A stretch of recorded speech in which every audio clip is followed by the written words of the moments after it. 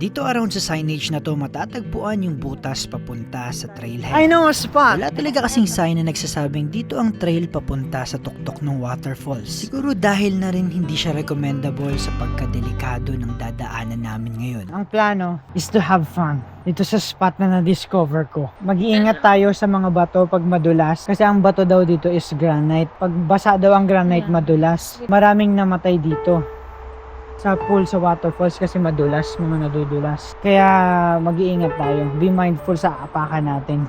Okay? Pang-hiking ba to? Pang-hiking yan. Guys, nandito na kami sa lower pool. Mas maganda maligo dito. Mas safe siya compared doon kasi malakas yung baba ng Agos. tubig. Oo. Tapos may maganda pang view, infinity pool. Paano tayo bababa?